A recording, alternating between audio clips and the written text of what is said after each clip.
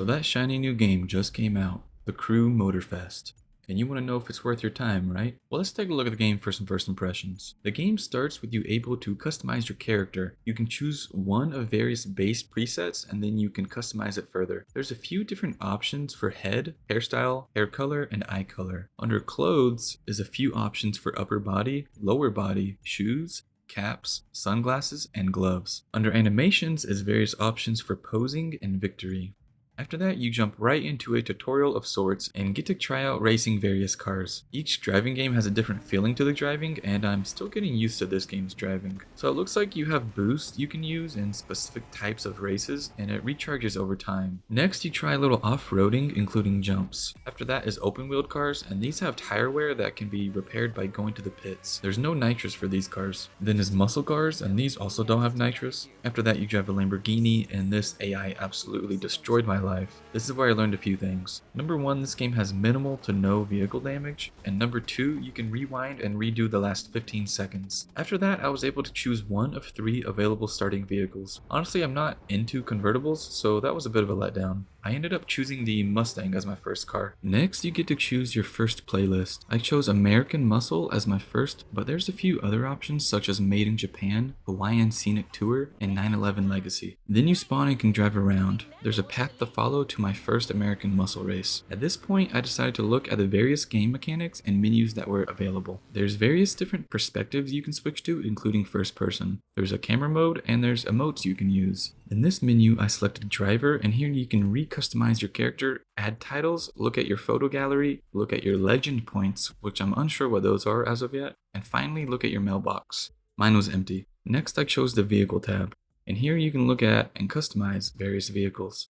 I had other vehicles because the edition I purchased came with them, but for the sake of the video, I decided to keep with the original Mustang for now. Once you click on a vehicle, you can drive it, customize it, upgrade it, and change pro settings. Customize lets you change the paint, visual parts, and something called vanity. All of the customizing takes currency, either the money you make in-game or the blue currency you can buy for actual money. Visual lets you change the looks of certain parts like the hood, and vanity changes the looks of things like window tint, horn, underglow, and a few others. The upgrade tab is where you can purchase parts that actually changes your car's performance. Here at the beginning, I had nothing unlocked to buy. Then in the pro settings, you can change things like final drive, tire grip, and braking power. After I changed my paint, I noticed a crew tab. It says I'm not in a crew yet. I'm unsure if that means a party to play in or an actual crew that you can invite people to. Also, it shows session 6 out of 7. I believe that means each online lobby can have up to 7 people total. In the shop tab, you can buy different offers and bundles, including new vehicles. Vanity is where you can buy things like different colored tires or tire smoke,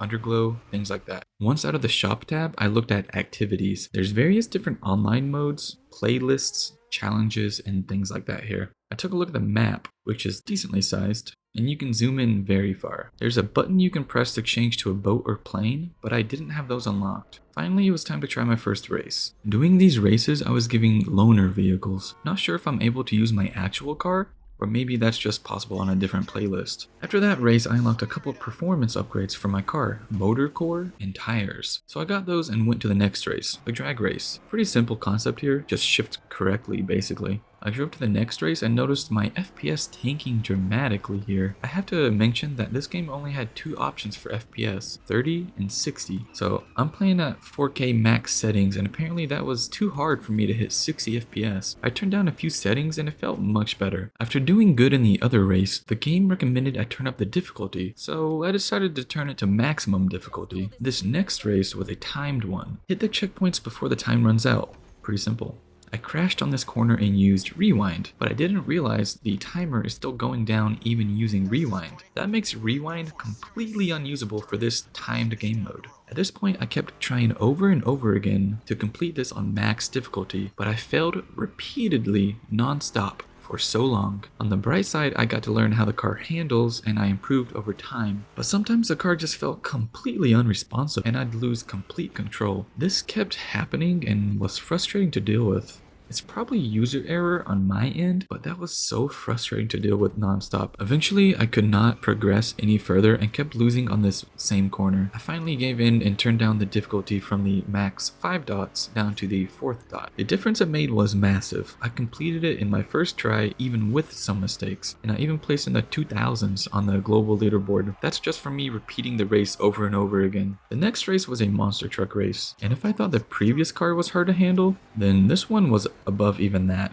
This thing just did not want to drive correctly. I understand I'm probably the cause of it, but I'm making such minor movements and my car dramatically became unresponsive from those small movements. I really need to mess with my controller settings to try and get this sorted out. That would take a long time of testing, so on to the next race it is. This one was off-road. I had some difficulty again, but I managed to make it through. The next race I tried a different tactic. First person. To me, first person felt more controllable, which is weird because in most games I usually feel the opposite. I finished this one pretty easily. The next race was an off-road one again, and I decided for first person. First person seems to work for me fairly well in this game. Okay, so how do I feel about this game? I'm competitive and like to have a good race, so in that sense I like it. It's very Forza Horizon-esque. A lot of similarities throughout the whole game. I was racing with all of the helpful settings turned off, like ABS and automatic braking, and I was having a hard time controlling my vehicle. I'm curious to know what others think of the handling of the cars. I never got to try planes or boats in the 2 hours I played. I'm really curious how those play. The graphics are fine. I'll probably need to turn down a few more settings for a more stable 60 FPS at 4K though, because I still noticed some dips. Overall, I'd say I enjoy this game. I'll be coming back to it for sure. I love a good racing challenge. Whether or not this is your type of game, I'll see you in the next one.